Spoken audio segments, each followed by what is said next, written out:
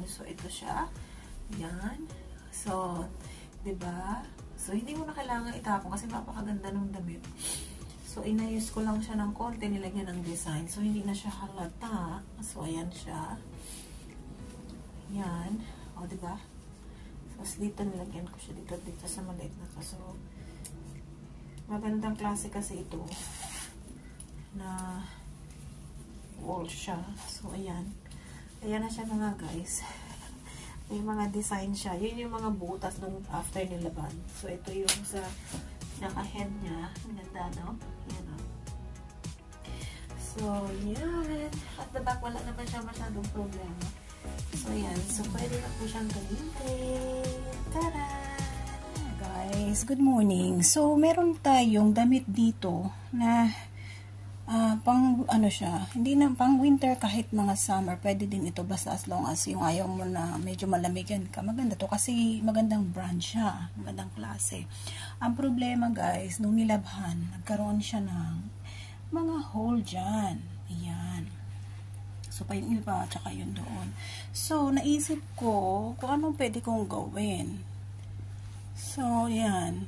Yan siya, oh. Ang ganda pa naman niya kasi yung kulay niya gusto ko. Tapos yung texture niya is hindi siya hindi siya makapal, hindi siya maano, pero alam ko that will give you warm enough ka dito pag ginamit mo. Yun nga lang kasi syempre nung nilaban nga guys, nagkaroon ng ganyan. So, ang gawin na lang natin, siguro, isipan ko ng paano gagawin ko. Kasi napakadami niya. So, pag gininito ko siya, tinahi ko siya dyan, mangungulubot yung mga part na yun. So, siguro, bala ko naman sana, kumuha ng patches, tapos i-design yung damit. Kaso lang, pag ginawa ko yun, bibili pa ako. Kung hindi na ako bibili, wala akong sinulid, may karayom ako. So, pipili na lang ako ng iba't ibang kulay ng thread.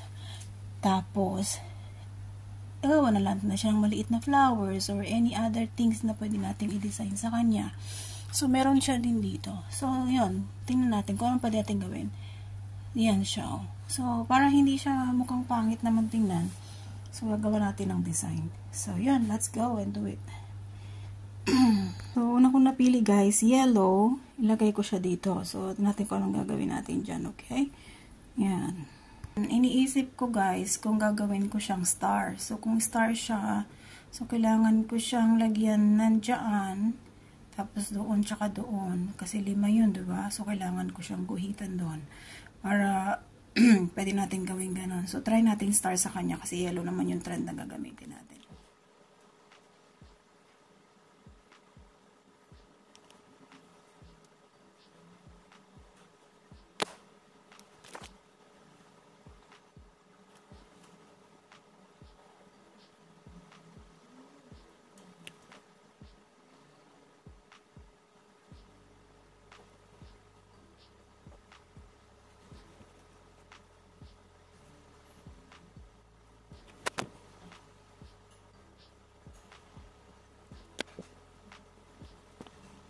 Ganyan lang natin yan.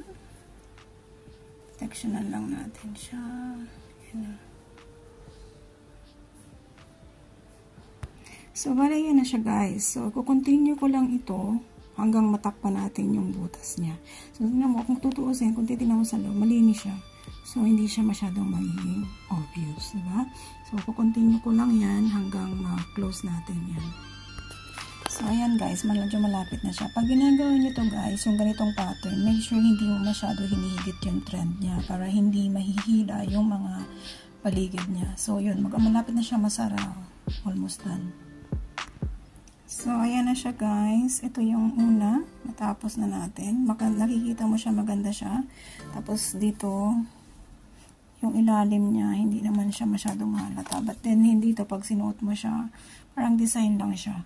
So, nilagyan ko ng mga edges para hindi siya masyadong So, pag tinitingnan mo siya, parang design lang. Okay. So, parang ibang way naman yung design niya kasi malapit siya sa pocket. So, since naubusan na ako ng gray, so paghaluin ko na lang yung ibang kulay. Guys, ito, dalawa yung butas nito, di ba kanina? So, ganito yung ginawa ko. So, napaka-cute niyang tingnan. Guys, tapos na siya. So, hindi na halata yung butas niya. Pero may design siya, diba? Guys, to be continued yung ginagawa kong pag-broidery ng mga butas-butas dun sa damit. Kagaya nito, may butas kasi yan, guys. Yan. See? So, itong mga ito, yan. Yan. Ginagawan ko yan ng paraan. So, kagaya nito, I made a rose flower indented yan. So nakikita nyo yan. Yan. So, medyo madilim pa guys. So, tingnan natin kung nakikita nyo. Yan siya. So, ngayon, ikukunin ko kasi itong mga flowers na ginagawa ko papunta doon. So, gagawan lang muna tayo ng stem, which is yung green. So, yan. Pinapasok lang natin siya dyan.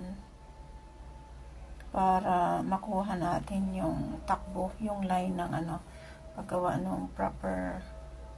Yan. So, as you can see, hindi ko man ito pinag-aralan guys. Pero madali lang naman gumawa ng ganyan. Medyo lalagyan na lang natin ng konting style.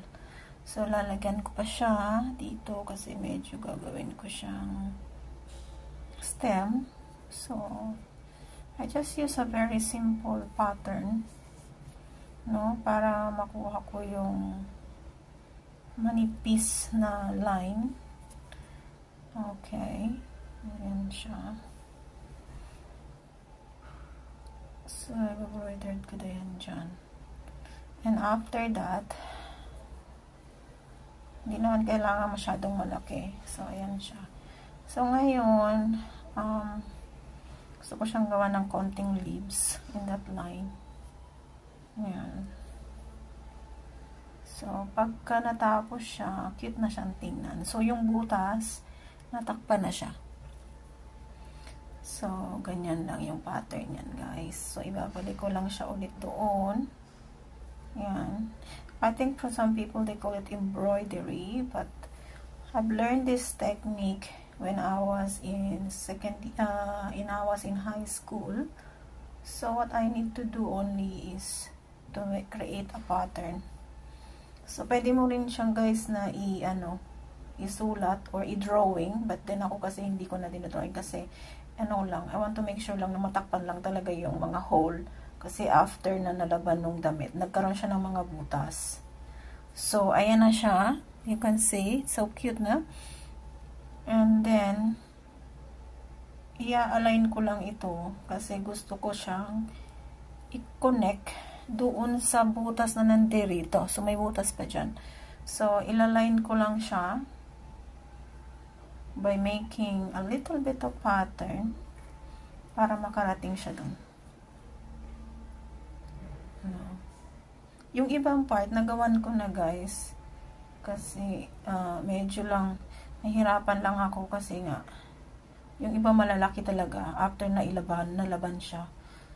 So, maganda kasi itong damit na to guys, kasi pag winter, or even though summer, maganda siyang pang warm. So, ayan siya. So, i-align ko siya dito sa part na to. Ayan. Ang gusto ko medyo hindi natin gagawin parang lang. Hindi natin siya gagawin na parang masyadong sinadyang in-embroidered siya ganyan. So, po-protection na natin yung line ng magiging flowers natin. So, lalagyan natin dyan siya. So, okay. Sapat natin siya dyan. Balik natin ng konti. So, dito sa may kabila. Yan. So, just to hold yung flowers. So, yan. And then, tapos na yan. I-close ko lang siya. So, tapos gagawan ko na siya ng pattern. Para maging flower. So, since pink yung ginamit ko, pink din yung lalagay ko doon. So, later, napakadami kasi niya mga butas guys, as in dahil sa laba, nalagay sa washing machine, nagkamali, so nagkaroon siya ng butas. Yan, so titingnan nyo lang siya guys, tingnan mo siya yung pattern na nagawa ko guys. So ang cute niya, no? Yan, so dito may butas pa siya dyan. So yun nga, since gagamitin ko ulit yung green na yan mamaya. Since I've done pink, so gagawan ko muna ng konti yung pink para doon. So, kakailanganin ko lang ng a few pieces para matakpan natin yun. So, yan. Medyo mahirap lang siya, guys. Kasi yung mata ko hindi na siya ganun kagaling. So, yeah, sometimes nga maganda rin sana kung woolly type yung gagamitin mo na thread para medyo makapal, ano siya, parang ang tawag, indent siya. Kaso lang ang problema kasi ito lang yung meron akong available. So, ito kung ano yung available, yun ang gamitin natin. Ito yung ibang ginawa ko na, guys. Before ko kasi ito sinimulan. Ayan siya. See, may mga red na siya dyan. Ito yung sa ginawa ko sa kabila. See na? Yan, may butas din siya dito. So, doon nilagyan ko na lang siya ng line. Ito din yung isa. So, parang cactus siya na nilagay ko dito. You see? Yung line niya. Yan. And then, yung iba dito, as you can see, ito. You see? Nilagyan ko siya dyan. Para, hindi naman magmukhang yung damit. So, meron pa ditong isa na ginawa ko dito. Nasaan na ba yun? Malaki kasi yung pagkakagawa ng butas. So, ang ginawa ko sa kanya, kasi green siya, eto siya, guys. So, parang maliit na face or maliit na cat nandito sa dito. See? Kung nakikita nyo. Yan. Ganyan yung ginagawa ko. Yan. So, nandito na ako sa kabila kasi may mga ilang patches pa, ilang mga sira-sira pa. So, ito yung isa ngayon, nakikita mo siya. Kasi nangyayari yun, guys, itong part na to, ito. Yan, kasi may butas siya, diba? So, yan yung butas. Ito yung butas na yun, which is pag kaganyan, ayan siya, guys, yung mga butas na yun. So, ito, may mga butas yung mga flowers na yun. So, nilagay ko na siya ng ganyan. So, may pattern na siya. So, ito naman nilagay ko, nilagay ko ng stamp. So, yan na siya, para complete na yung pagkaka-embroidery. So, ito naman, gagawin natin.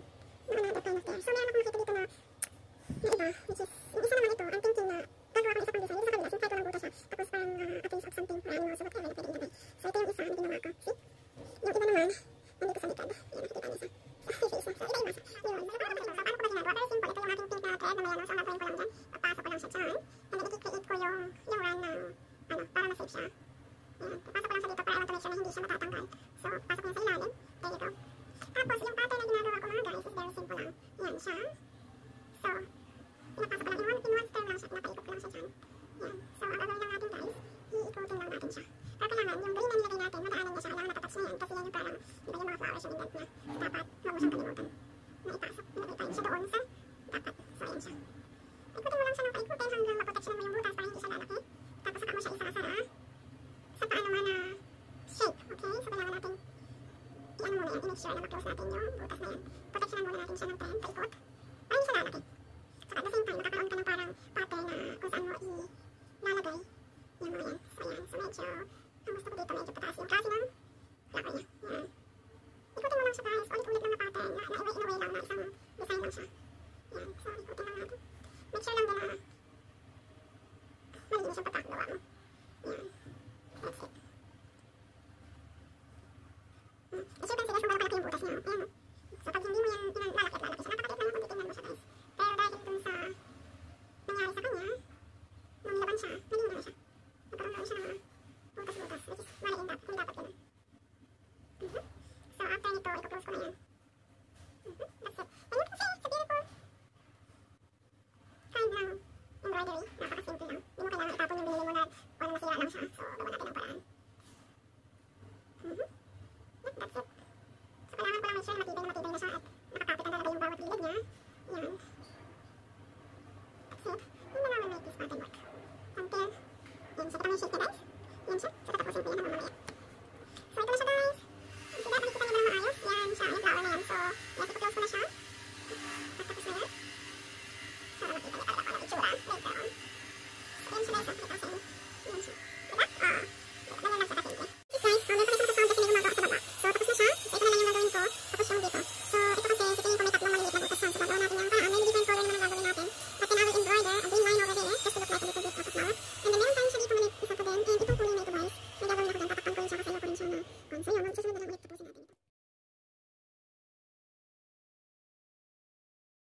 Pero mga guys, tapos na yung ginagawa ko. It took me a lot of time din kasi nga, mayroon akong trabaho. So, on and off yung paggawa ko. So, siya, yun yung nasa head ng mga butas-butas na yan after na wash. Kasi magandang gamitin ito dahil wool. So, yung panahon ngayon is malamig. So, yan. Ito yung pinakalas na ginawa ko. Supposed to be, dapat fish ang gagawin ko dyan. Kaso lang, tinatamad na ako. Malit lang naman yung butas dyan. Yan. And then, a little bit of strawberry there. Yun. At saka, may nakita rin kasi ako ditong part na to. Na parang gusto ko siyang, ano, yan, nilagyan ko siya ng ganyan, guys. So, actually, ang butas nito, guys, is nandito, tsaka doon lang. So, dinisanayin ko na lang siya para hindi naman siya, ano, yan, wind type. Tapos, meron tayo nito. So, yan, guys, ready to wear na po siya.